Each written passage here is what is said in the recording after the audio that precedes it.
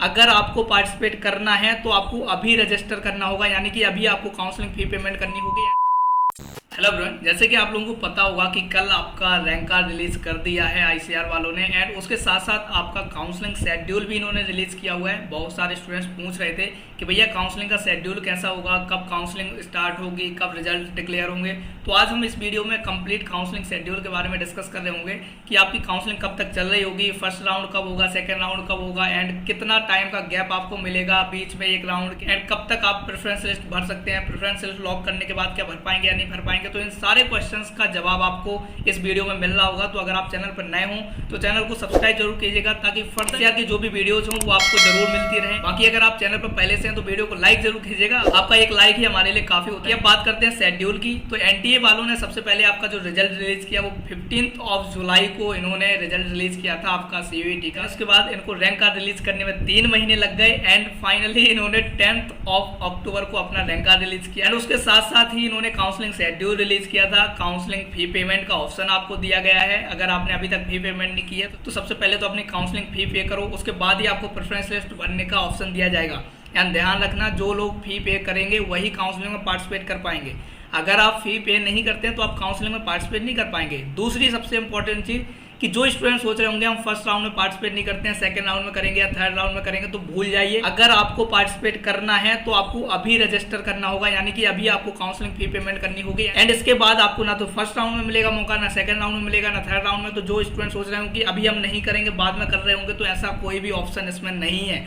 जिसको भी काउंसलिंग में पार्टिसिपेट करना है आपको अभी ही पार्टिसिपेट करना पड़ेगा, अभी ही अपनी फीस फिल करनी पड़ेगी, एंड अभी ही चॉइस फिलिंग आपको करनी पड़ेगी। अगर आप सोचेंगे फर्स्ट राउंड के रिजल्ट के बाद हम चीजें कर रहे होंगे तो ऐसा कुछ नहीं होगा। तो अगर कोई ऐसी भूल में है तो प्लीज इन सब चीजों से अवेयर रहें कि आप एक ही बार पार्टिसिपेट कर पाएंगे काउंसलिंग में। इसके बाद बाकी अगर आपने अभी पार्टिसिपेट नहीं किया तो आप सीधा मूपअप में पार्टिसिपेट कर पाएंगे, उसके बीच आप काउंसलिंग में पार्टिसिपेट नहीं कर सकेंगे। तो ऐसे बहुत सारे स्टूडेंट्स मुझे देखने को मिलते हैं। उसके बाद जो आपकी चॉइस फिलिंग है वो संडे की रात 12 बजे तक हो रही हो, लेकिन आपको एंड मूवमेंट तक नहीं बैठे रहना है। चॉइस फिलिंग कम से कम आप 15 की सुबह तक या फिर 14 की रात तक कंप्लीट कर लीजिएगा। ऐसा ना हो कि 15 के बिल्कुल आप रात में बैठे रहे हो, सबमिट कर रहे, लेकिन वेबसाइट क्रैश कर गई और वो नहीं हो पाया। तो ऐसा ना करें, लास्ट तक ना बैठे तो उसी में फायदा होगा। उसके बाद जब आपकी 15 तारीख को चॉइस फिलिंग खत्म हो जाए, 16 तारीख को ही ये फर्स्ट राउंड के रिजल्ट रिलीज कर देंगे। मुझे नहीं लगता ऐसा हो पाएगा, बाकी इन्होंने लिखा है तो कर देंगे, बट ऐसा होगा नहीं। ऑब्वियसली 1-2 दिन डिले करेंगे, करेंगे ही करेंगे। बाकी अगर इसके हिसाब से चलते हैं तो बहुत अच्छी बात है।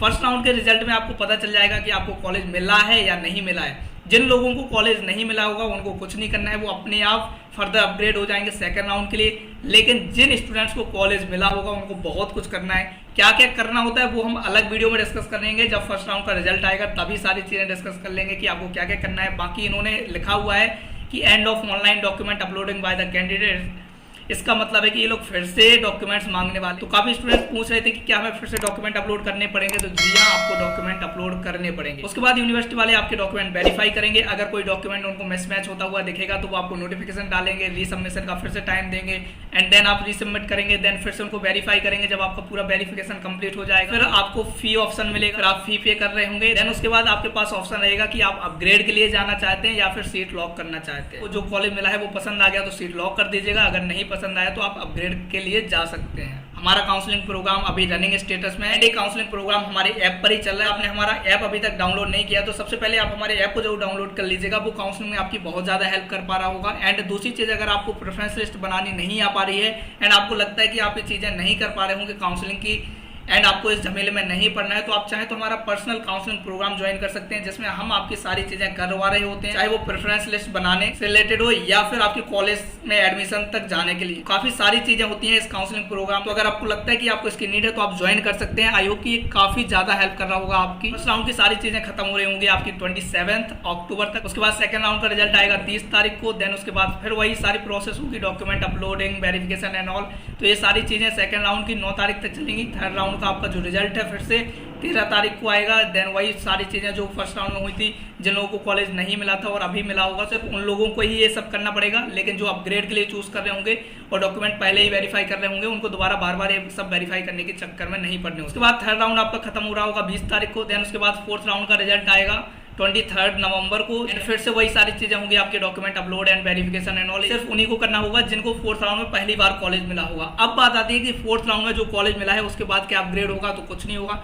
4th राउंड में जिन भी स्टूडेंट्स को जो भी कॉलेज मिला है वही उसका फाइनल होगा। दूसरी चीज बहुत इंपॉर्टेंट है जो आपको यहाँ याद रखनी पड़ेगी, अगर आप 4th राउंड तक गए हैं अपग्रेड करते करते तो फाइनली आपको 4th राउंड में जो भी कॉलेज मिला है उसको लेना ही होगा। बाय चांस अगर आप 4th राउंड में कोई कॉलेज मिला हुआ छोड़ते हैं जो कि आप अपग्रेड करते करते गए थे, तो फिर आप आईसीआर की काउंसलिंग से बाहर हो जाते हैं, आप मूवअप में पार्टिसिपेट नहीं कर सकते हैं। दूसरी चीज, अगर किसी स्टूडेंट को 4th राउंड में पहली बार कॉलेज मिला है और उसको वो कॉलेज पसंद नहीं आया है, तो भैया डॉक्यूमेंट वेरीफाई करवाने की जरूरत नहीं है, कुछ भी करवाने की जरूरत नहीं है, सीधा सीधा छोड़ देना उस कॉलेज को ताकि आप मूवअप राउंड में पार्टिसिपेट कर सको। लेकिन जो अपग्रेड कर करके गए थे 4th राउंड तक, वो मूवअप राउंड में पार्टिसिपेट नहीं कर सकते। तो ये काफी इंपॉर्टेंट बात होती है जो कि आपको पता होना चाहिए मेरे हिसाब से। बाकी इन सब चीजों के बारे में डिटेल में हम अलग से बात कर लेंगे, फिर भी मैं एक ऊपर से आपको ओवरव्यू दे रहा हूँ ताकि आपको आइडिया लगा रहे कि हमें किस तरीके से आगे बढ़ना है। उसके बाद मूवअप राउंड आपका शुरू होगा 4 दिसंबर से एंड 8 तारीख तक फिर से चॉइस फिलिंग होगी, क्योंकि मूवअप राउंड बिल्कुल फ्रेश होता है। इसमें वो स्टूडेंट पार्टिसिपेट कर सकते हैं जो कि 1st राउंड के पहले उन्होंने रजिस्टर नहीं किया था, पार्टिसिपेट नहीं किया था, तो वो पार्टिसिपेट कर सकते हैं। दूसरी चीज,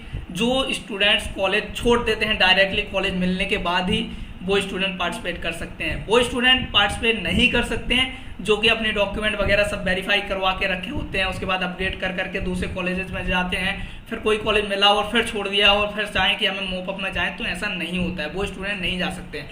मूवअप राउंड में सिर्फ वही स्टूडेंट जा सकते हैं जिनको या तो कोई कॉलेज मिला ही ना हो या फिर कोई कॉलेज मिला हो और मिलते ही साथ उन्होंने छोड़ दिया हो, कोई भी डॉक्यूमेंट वेरिफिकेशन ना करवाया हो, तो वो स्टूडेंट्स भी मूवअप राउंड में जा सकते हैं। और मूवअप राउंड आपका 18 दिसंबर तक चल रहा होगा एंड यही आपका एंड ऑफ काउंसलिंग होगी, यानी कि 18 दिसंबर तक आपकी काउंसलिंग चलेगी एंड 18 तारीख के बाद यानी कि एंड ऑफ दिसंबर तक भी आपकी यूनिवर्सिटीज में एडमिशंस होते रहेंगे। लेकिन स्टूडेंट्स को जैसे ही कोई भी यूनिवर्सिटी मिलती है तो उनके कॉलेज उन्हें तभी बुला लेंगे, किसी का इंतजार नहीं करें। तो मतलब 1st राउंड में जिनको कॉलेज मिले उनको 1st राउंड में ही बुला लेंगे, 2nd राउंड में जिनको मिले उनको 2nd राउंड में बुला लेंगे। तो इस तरीके से बुलाते जाते हैं एंड आपकी क्लासेस शुरू 1st राउंड से ही हो जाती हैं। काफी सारी चीजें होती हैं जो आपको धीरे धीरे पता चलती रहेंगी। आई होप कि आपका जो शेड्यूल था वो आपको क्लियर हो गया होगा। ये शेड्यूल हमने अपने ऐप पर और टेलीग्राम पर दोनों जगह डाला हुआ है, तो अगर आप चाहें तो वहां से भी देख सकते हैं। आई होप कि वहां भी आपकी काफी हेल्प हो रही हो। बाकी किसी को कोई डाउट रहता है तो यार आप हमसे कमेंट सेक्शन में पूछ सकते हैं। हमारी पूरी कोशिश होगी कि हम आपके कमेंट सेक्शन में रिप्लाई कर रहे होंगे। अगर बाय चांस रिप्लाई नहीं मिलता है तो आप हमसे इंस्टाग्राम पर कॉन्टैक्ट कर सकते हैं,